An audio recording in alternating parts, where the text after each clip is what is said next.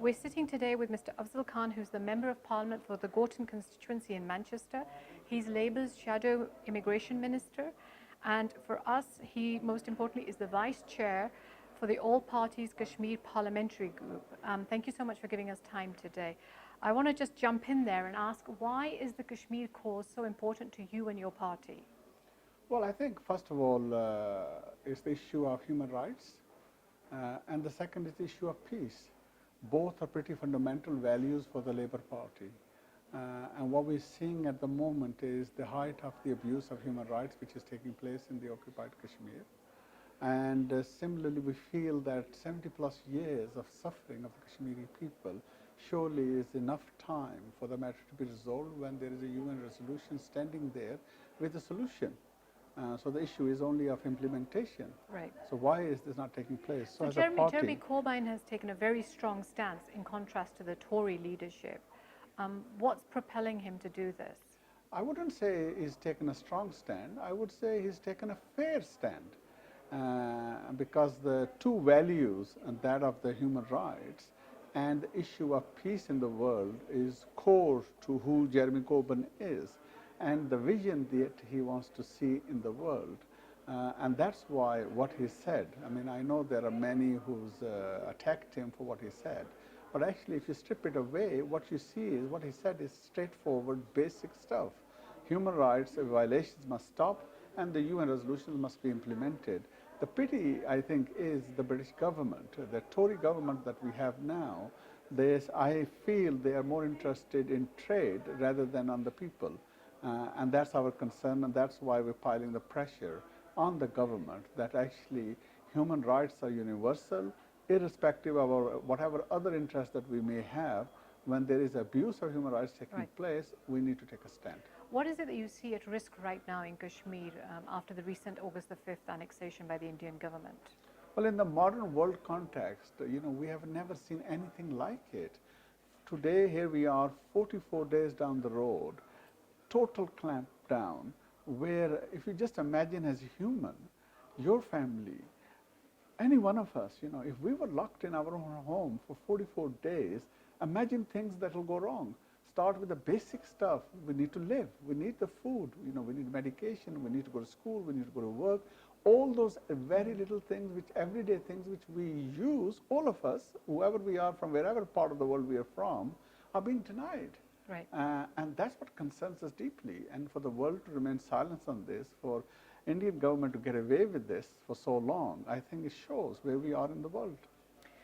You're Vice Chair of the All Parties Parliamentary Group on Kashmir. What is the work of the group? Well, the group is basically based on interest idea. So there are many APPGs in the British Parliament. So those parliamentarians who have interest in that particular area, they become part of it. So many of us have interest in Kashmir, many who have connections with Kashmir and Pakistan and India, and many who are actually just normal, who are parliamentarians in Britain, but they see this issue of human rights and the freedom ideas. And so they are part of it. So what we're trying to do is look at it and see what can we do to push this thing forward. What is the role the British Parliament should be playing? How can we pile the pressure on the Foreign Minister, on the Prime Minister? When we have the opportunity in the Parliament, again we ask the question. The last session we had in the Parliament, which was to do with Foreign Affairs question session in the chamber, the first 10 questions were on Kashmir. Okay. So it shows, how we can have influence. Can you give any examples of the kind of work you've had to do in Parliament or outside in the country? Well, as a parliamentarian, of course, you have a right to do a written question or an oral question like this. And in this case, there was 10 questions, different parliamentarians standing up, asking the Foreign Minister, what is it the government is doing about it? They acknowledged, so that's a start. Because I remember last time I did that, which was with the Prime Minister, the former Prime Minister Theresa May. And the question was, we were basically part of Commonwealth. We were trying to encourage this because of the Brexit. Here we have a Commonwealth, two countries, Pakistan and India, who, are nuclear powers. And there's a huge risk, and it's in our interest really to develop peace here so that we can link the prosperity. Right. That prosperity will link us to Britain as well. But the answer we got and we keep getting is this idea of neutrality, trying to sit on the fence, saying that yes, it's a matter between India and Pakistan, a bilateral matter, and therefore if they ask us, we'll get involved. Well, that's not what it is. If the two are coming to blows, you don't wait to be asked. You need to be involved. Right. Do you not think that Britain in particular has a specific responsibility in ensuring that something's done on this matter, given its own historical context, that the role that the Viceroy played in creating this crisis in the first place? Well, I feel strongly actually on this, not only on the historical context that actually we were instrumental with this mess which was left behind. So we have to acknowledge we have a moral duty. But I think if you look at it in the wider context, there are many other reasons why Britain should be involved. So let's take the millions of Kashmiri, Pakistani and Indians who are taxpayers, who live and are directly connected to this part of the world. Right. So we're connected like that. If you look at the Commonwealth, we're connected like that. If you look at Security Council, we are permanent members of Security Council, and the key role of Security Council is to maintain peace in the world. Right. Can we afford 2 nuclear, or I could argue 3 nuclear powers? Both China is added in the dispute into this as well. Pakistan and India, leading this war into nuclear. No, world cannot afford this. So that's why actually we have to sit up. We get to be proactive, and we need to play our part. How can the British public be made more aware of what's happening in Kashmir and the human tragedy there? I think this goes back to then the issue of media. And clearly there is an issue in media of bias. The whole idea of what is news, what they value, how come, such a huge scale, what is happening now, there's millions of people are suffering with this of clampdown of 44 days. Why isn't it hitting the news? There's been little bit, the BBC has played their part a little bit, but is it enough? When you see many other issues which in the scale, if you measure on the human suffering point of view, is much lower down, yet the prominence they give is huge. So that balance needs to be adjusted, because at the heart of it, things are changing. They're changing in the sense that the world is becoming a global village. We're getting more and more connected and interdependent. So anything happening, we're instantly aware of it. So therefore, the news should try to reflect that better. Right. And so that then links to the public. If the news is not giving that same prominence which they deserve, then public are less likely to know. Right. So it's this balance we need to adjust. Well, the Diaspora has played a very active role in the last couple of months. They've done a fantastic job. What more do you think they can do to raise this issue within Britain and internationally? I mean, first of all, I agree. What we've seen from them is amazing. I certainly have not seen it in the last 40 years, so clearly they're being propelled now. They see the need and the suffering which is happening there, they're linking up with it. But what we need to do, I think, is more on concentration on the media side. We need to encourage more of that involvement. We need to see how better we can engage with that. And second is on the policy side of things, because many of this diaspora are actually getting involved in politics. So what they need to now be thinking about is how do we influence this? How do we make sure that the different main political parties, their manifesto policies, which are going to be shaped up now very quickly because of the election, the possibility soon, that this actually is not left behind, but is in there.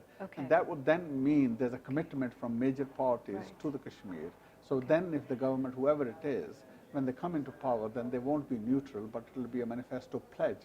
So I think that's one of the that's an interesting point you mentioned, the manifesto, to bring it as an issue into the manifesto. How does the British diaspora ensure that Kashmir is brought into the manifestos? What do they need to do? That means lobbying. That means those parliamentarians, political representation they have, they're reaching out. That means basically those who are already engaged with these political parties as members, whether it's the Liberal Democrats, Scottish National Party, Labour or Tory, they need to then internal system, they need to use that to put emergency resolution in the party conferences, for example. That will give the high profile. They need to write. So when those people are making the policy documents ready, then they'll know there's a pressure. Because they will react. If as a member of parliament, I get an email which tells me that I should attend an event which is linked to Kashmir, or any other thing, I will go because my constituent has asked me. So this is what they can do. It doesn't take too much. Nothing is stopping a group of them pulling together and say, right, we would like to have a 15-minute meeting with our member of parliament. from local there. Now, they will value this, they will see you, and they will remark this. So whenever there's opportunity, they will then stand up and say, yes, my constituents have also come to me, they have informed me, this is what's happening on the ground, I want the British government to take action. So all these things will add up. Okay. So Imran Khan's government has been very active on the international front as well on Kashmir. Is there more that you think he can do? What direction would you say he should aim to go towards? If I'm blunt on it, I think you are right in the sense they're making an effort. But the truth is, going and speaking to the Security Council in the UN, it's not going to change anything. Okay. He won't be the first one to go and speak there. Many others have spoken there. Okay. What we should be looking at is what is the outcome? Right. And the reality, the truth is, 44 days of clampdown and we've not managed to pile enough pressure for that to be lifted. That is the reality. Right. So we need to be thinking what more they need to be doing, and I think they need to up their game. Do you have any suggestions? Well, I think they need to up their game. They need to be thinking about, you know, all the contacts that they may have, the Foreign Office staff that they have. How are they really harnessing those connections over the historical period that they would have built? Okay. How do we cash in the many diaspora, the millions they have in different countries in Europe, in Britain, in America and others? How do they use this to strengthen their lobbying? Yeah. Right. So I think more needs to be done. So you think more needs to be done by Imran Khan, but then what would you say about the Azad Kashmir Prime Minister? Do you think him and his government are doing enough?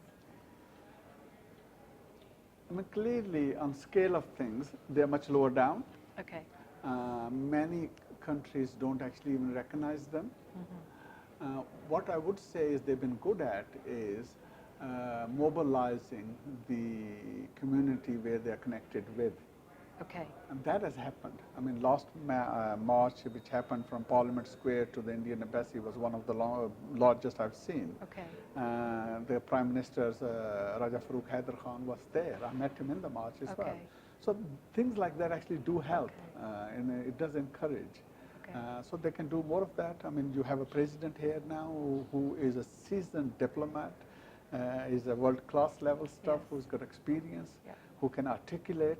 They need to make more use of him, you know, that he needs to be out there meeting people. The more he meets, he can certainly put the case. He's capable. So overall, what are the goals of your Kashmir group? What more could you do to raise this cause?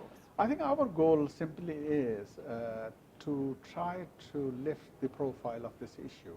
Okay. And through our influence that we have as parliamentarians, influence the British government, and similarly in the European Parliament. I'm pleased, you know, today there is something which is happening in the European Parliament. This is some of the work which is happening. It's the APPG I was involved with setting up. So you see the result down the years then. How can you pressurize India though? Well, India also looks at this pressure idea. They clearly have upped their game on this. They have instructed their own foreign office department across the world really to counter what is happening. So they know there's a risk here. I complained about the media before, but whatever little has happened, 80% has been against India. So which is again something positive. So we need to press those buttons more. So they will react to it. It does affect them because economically damages things. Because there are people who are actually talking now about economic boycott as well. India certainly doesn't want that. Do you think there's any possibility of that though? I think any kind of boycott or sanctions on India? If India keeps on behaving the way they're behaving, how long can they hide from this clampdown? You know, the more and more people will be aware of this, they will see that this is not just, and I think then there will be a reaction. Okay, thank you so much for your time. Thank you.